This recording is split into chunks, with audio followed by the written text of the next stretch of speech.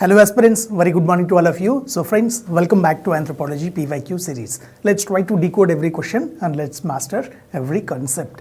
So friends, as a part of our discussion, today let us take up another important question and let's try to discuss about that particular question. So now, coming back to the question of the day with us. So today's question is this. So look at the question. So on day 39, this is our question.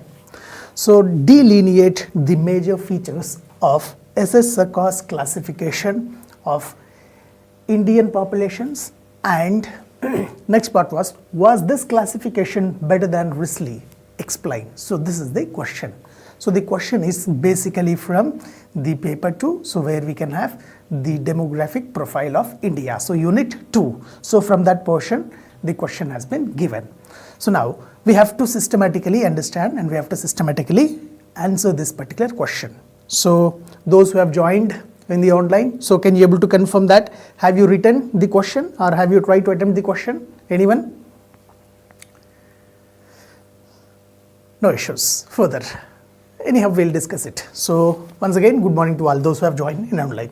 Now, let us try to discuss this question in a systematic fashion. So how can we proceed for the question? So the chief or central theme of the question is with respect to classification of the Indian population into races. So if you see from the historical point of view, the process of classification of Indian population into races or racial classification of Indian population was a very central and pivotal as well as significant aspect in the physical anthropology. So where so many scholars tried to classify Indian races into Indian population into different races. Now some among them were are SS Sarkar, then we have H. Risley and B.S. Guha.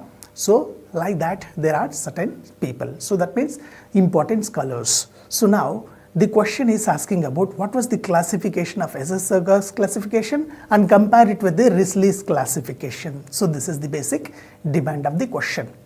Now if you see from the perspective of our Sarkar's classification, so what was the major things that we should understand? So SS Sarkar tried to classify the Indian populations and he has given his own racial classification. So let's see basic aspects about SS Sarkar's classification. So SS Sarkar's classification. So here Sarkar, he has given his classification in a revised version, in a final version in 1961. So prior to this, we had other scholars as well. So in 1905, originally like H. Risley has been given and which has been published in 1915, and then in 1930 we have B.S. Guha's classification, and then finally came our SS Sarkar's classification. Now, when we see from SS Sarkar's classification, he divided entire Indian population into three principal groups or principal categories. So this was one thing. So where if you look at the criteria that he has used, so what criteria he has used, so that is another important aspect. So while classifying the Indian population, SS Sarkar used different or multiple criteria. So first he used anthropometric measurements, anthropometric criteria, like he relied on cephalic index of the people. That's one thing. Then he tried to match it with the serological findings like blood groups. Then he further incorporated other aspects like our genetic markers. So that's how. So SS Sarkar's classification is more scientific when compared with the earlier classifications. So that is one important aspect that you should know. So what were the three principal categories? So what were the three principal categories? Can you able to recollect from SS Sarkar classification? Can you text it in the chat box? So the first one, it was basically known as dolichocephalic dolichocephalic category. What do you mean by dolichocephalic? Dol means, you remember like dolicho, it is long. So cephalic means head. So long-headed people. So this is one group, right? Then second type or second category was mesocephalic. So meso means basically it is medium. So it is medium-sized head or medium-headed population. Then third category was brachycephalous. So brachy means, you can remember, broad or wide-headed people. So what our SS Sarkar has done means, SS Sarkar has classified the entire population of India into three broad categories, three principal categories.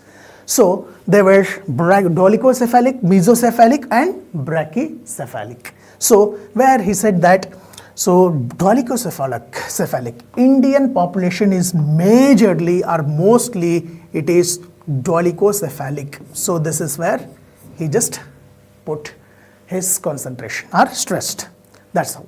Then furthermore, if you see, so what further things he said is that, so rest he further classified Indian population into six important racial types. So what was those six ethnic elements or six racial types? So this is another important thing that you should remember.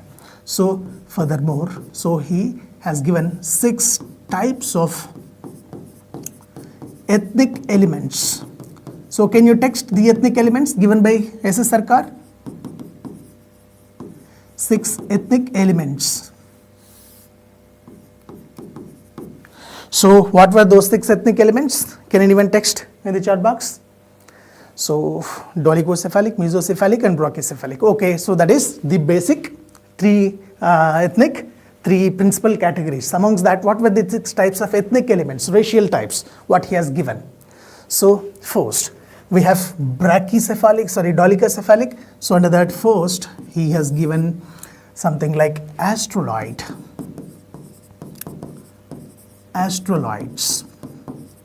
or you can remember proto-astroloids. So this is one racial type. Second one, it is Irano-Indo-Aryans. So that was one another type. So Indo-Aryans. Then what's the next one? So next one is like basically Mundari speaking people. So that is another important ethnic element. Mundari speaking people. Then fourth one. So he has given like Irano-Scythians. So that was the next one. So Irano-Scythians.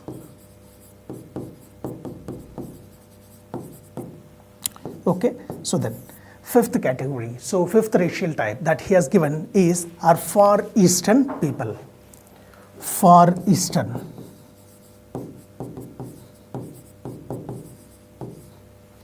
And the sixth one, it is Mongolian type.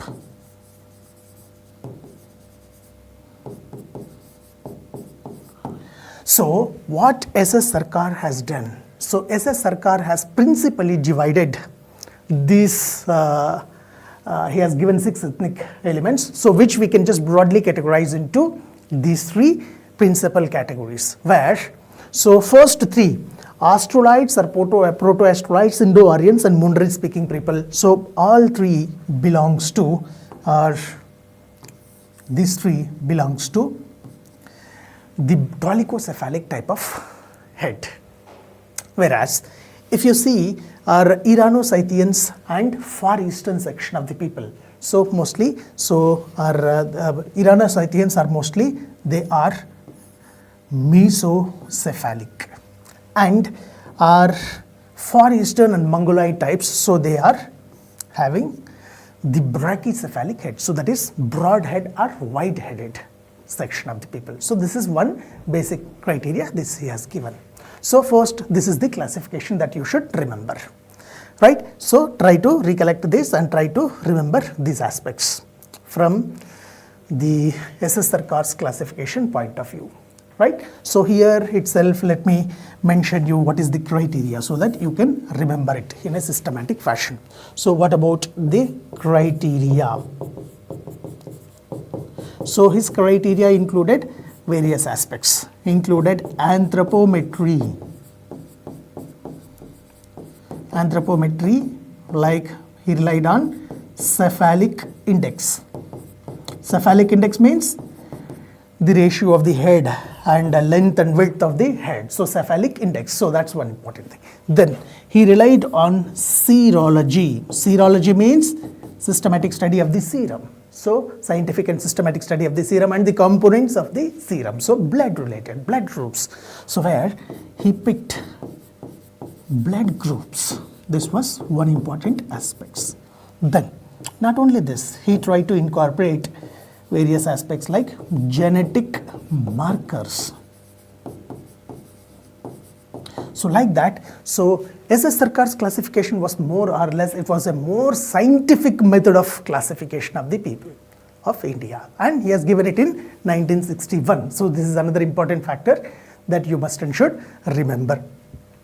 Is that it clear? So this is something initially you should understand from the perspective of the Sarkar's classification. Now let's move further and let's try to understand about what about the Risley's classification. What was the Risley classification? What was the criteria of the Risley classification? And furthermore, so how it is different from the Sarkar's classification. Now, can you able to recollect the types of Risley's racial classification? Can you text in the chat box if you can able to recollect? Risley's classification, H.H. Risley's classification, what was that and how did he explain it? So what was the basic criteria? So anything that you know, you can text, you can just text in the chat box. So if you see from the perspective of H.H. Risley, so H.H. Risley, so he's Herbert Risley,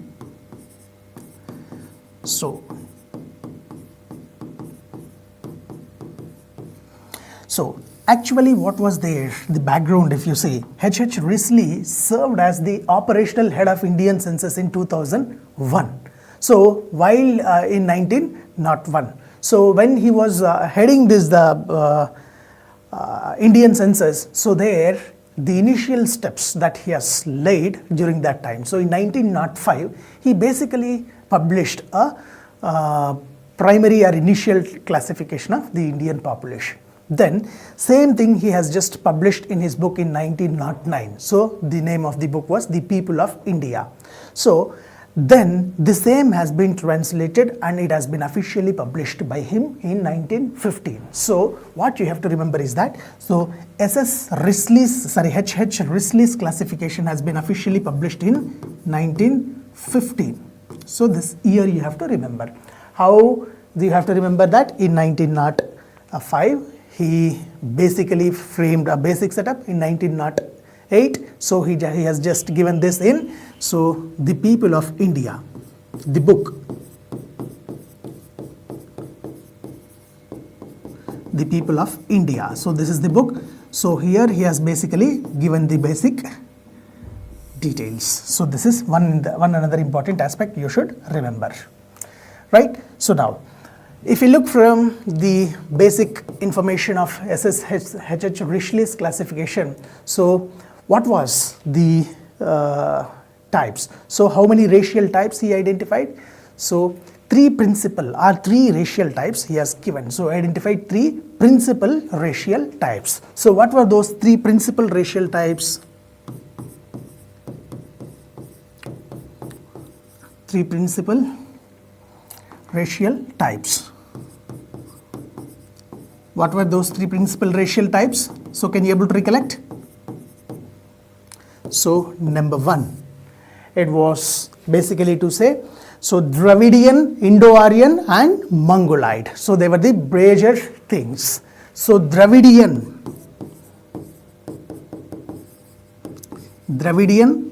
Mongoloid and Indo-Aryan.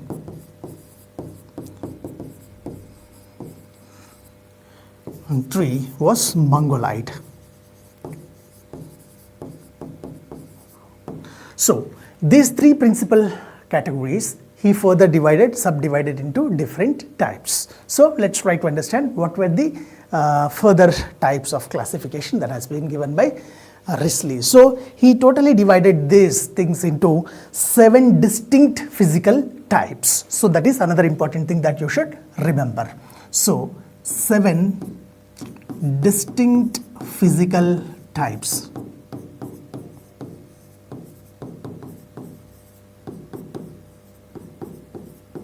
Seven distinct physical types. So what were they? So we have to start it from the northwestern part of India point of view. So I was asking you to text in the chat box. So what about these 7 distinct physical types? Can you able to recollect? So if someone can say, type in the chat box. So once again, very good morning to all those who have joined later. So good morning aspirant and others. So now first distinct physical type is, it is nothing but the Turco-Iranians. So that is one important aspect. So first one is Turco-Iranians. So actually where do these Turco-Iranians would be there?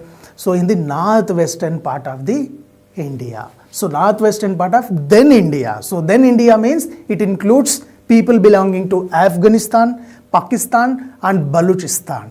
So that was the one group. So Turco-Iranians, Turkey and Iranians. So people having such reliance. So that is Turco-Iranians. So you can remember northwestern frontier province. So simply to say Afghanistan, so Pakistan and plus Balochistan.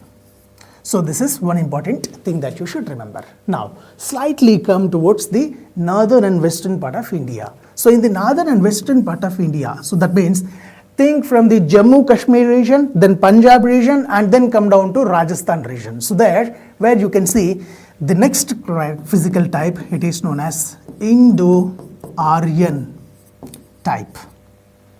Indo-Aryans. So what were those? Like they are basically present in Jammu and Kashmir, so Rajasthan and Punjab. So this is the reason also you should recollect. So in map also you can correlate. So try to remember from Indian map. So Jammu and Kashmir, Punjab and then down Rajasthan. Then if you move into further south, so that means from Rajasthan south. So then you will have other type of population known as Scytho-Dravidians we will get. Scytho-Dravidians. So the Scytho-Dravidians you can see in the Saurashtra region. So Saurashtra means Gujarat, then Madhya Pradesh and Coorg places. So this is one thing. So where you can have Gujarat. So then you have MP, Madhya Pradesh and Coorg. So these were the people. Coorg in Karnataka. Do you remember Kodagu? So Thalakaveri. So it's a place like a Kodagu district. You can see Coorg, Kodagu. So Coorg district. So Scytho-Dravidians. So this is one physical type. So Scytho-Dravidians. Then if you see further, if you move towards the further east, so there you can have other sections like think about our Aryo-Dravidians. So that is one another section. So Aryo-Dravidians. So where we can see these Aryo-Dravidians, Aryans plus Dravidians like that. So you can see them in UP and Bihar region. So this is one basic thing. Then Scytho-Dravidians, Aryo-Dravidians and Mongolo-Dravidians. This is another important criteria. Mongolo-Dravidians. So where you can see Mongolo-Dravidians? You can see them in the eastern part. So where you can see in Bihar, Odisha, so in this particular region. So Bengal, Odisha, like that. So this is one area. Bengal and Odisha regions, you can have them.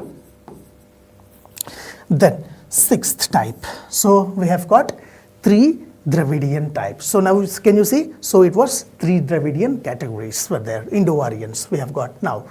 Then furthermore, if you see, we have Mongoloid and we have Dravidian. So they are the other categories. Mongoloid. So where you can see Mongoloid type, you can see the Mongoloid type in the eastern part of the India. Eastern part of India is particularly, so northeastern part you can have it. So northeast India and other areas. So in northeast India. So then last 7th one is Dravidian. Dravidian means it is there in mostly distributed or extended towards the South India. So this was the 7 distinct physical types that have been classified by H. Risley. Is that it clear for you now? Now, what was the basic criteria that he has used? So let's try to understand that. So answers, if we check, so classification: Turco-Iranian, Indo-Aryans, Scytho-Dravidians, Aryo-Dravidians and Dravidians. Very good.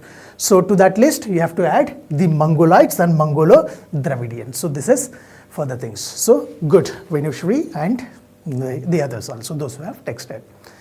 So this is one important aspect that you should remember. Now what about the criteria? Now do you remember anything about his criteria? So what criteria he used? So can you able to text it? What is the basic criteria? If you see the criteria perspective, so he majorly used or relied on the cephalic and nasal index. So he also relied on anthropometry. So in anthropometry, he relied on first nasal index and he relied on cephalic index. So this was the major thing. So rest he did not consider much. So furthermore, he clubbed the linguistic elements also.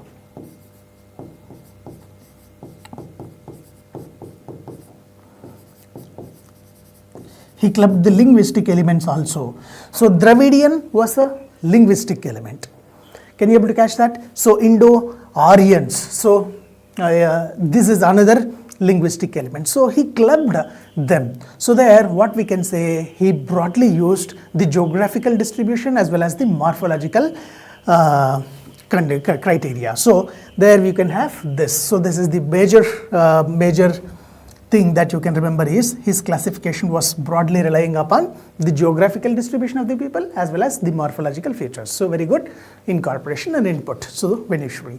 So this is where you can have the basic understanding of the H. Risley classification, right? So furthermore, now the next part of the question is how the Risley's Sarkar's classification is it far better than the Risley's classification or not? So that's the basic thing. That means here the chief demand of the question is, so Sarkar's classification versus Risley's classification. So this is what we should go and we should understand. So when we compare the Sarkar's classification with that of Risley's classification, so what were the changes? So first, if you look from the perspective of the criteria or the methodology, so first we can have this thing. So when we see from methodology point of view, or you can say what about the criteria.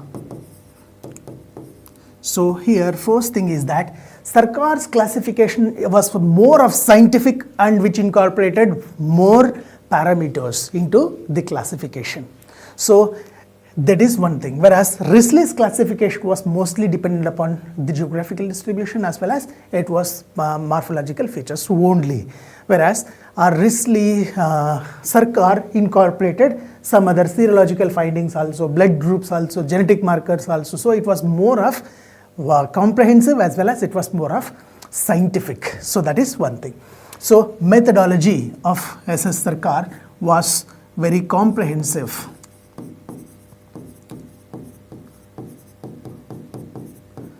Comprehensive methodology.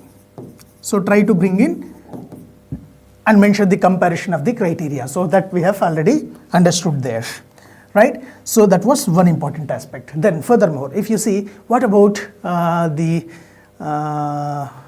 another important significant feature. So when we see from Sarkar's classification, Sarkar has systematically tried to incorporate the aspects of migration and admixture of the population. So this was one important thing. So he incorporated some dynamic aspects. So dynamic aspects like, let's say, so migration and admixture.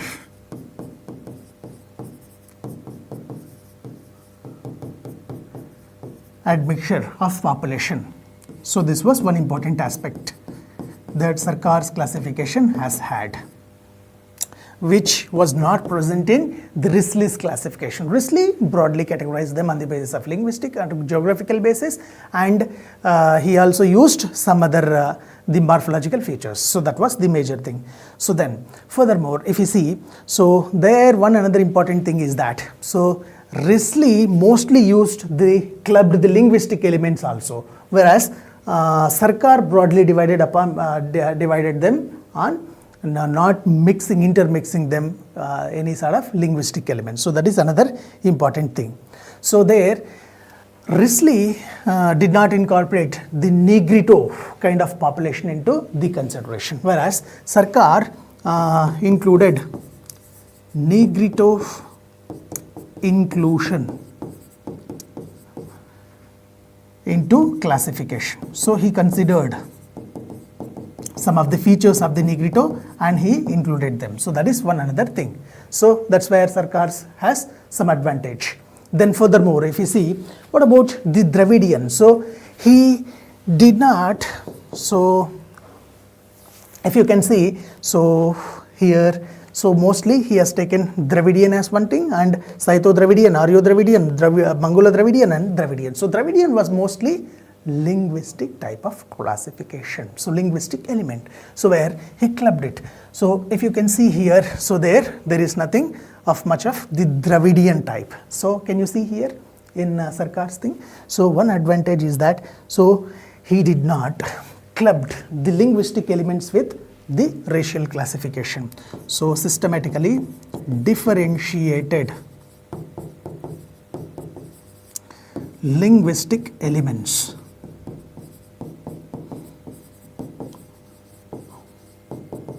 Example, so you can remember Dravidian type.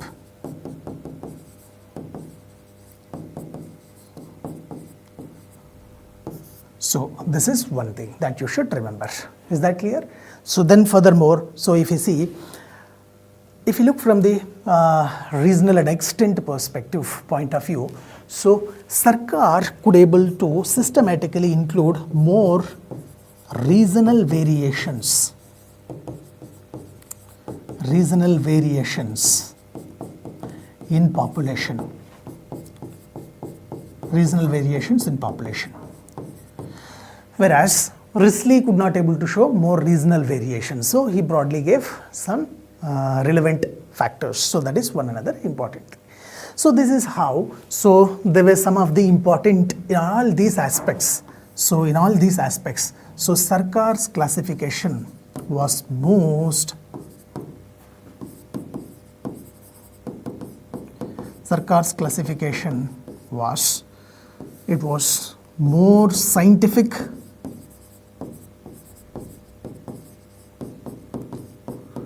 more inclusive,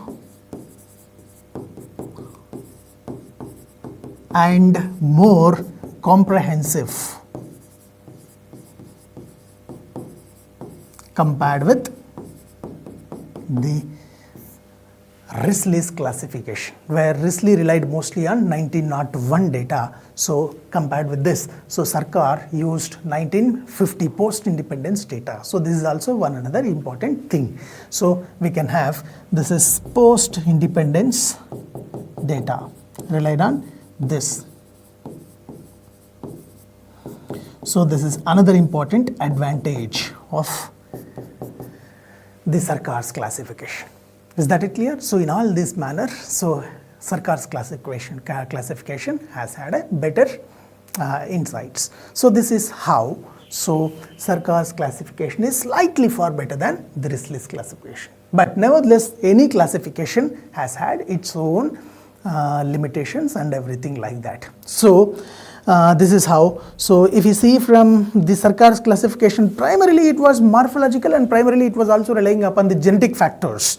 So which shows that human populations are more diverse and more human populations are interconnected. So that is one criticism or limitation of the Sarkar classification. Where furthermore, if you can see, so there the Risley's classification has been heavily criticized for being simplification of the biases. So that is another important thing. So like that, every classification has had its own limitations, but we are not just looking into that aspect. So we have to just mention that. So these were the advantages of Sarkar's classification. And in the, at the conclusion, you can say that all the classifications has had their own limitations, and comparatively, so this was the advantage of Sarkar's classification. So that's how you can conclude the answer. Is that it clear? That means there is no racial classification which has limitations. So especially given the advancements in the genetic anthropology. So there were so many changes. So that's how you can conclude the answer.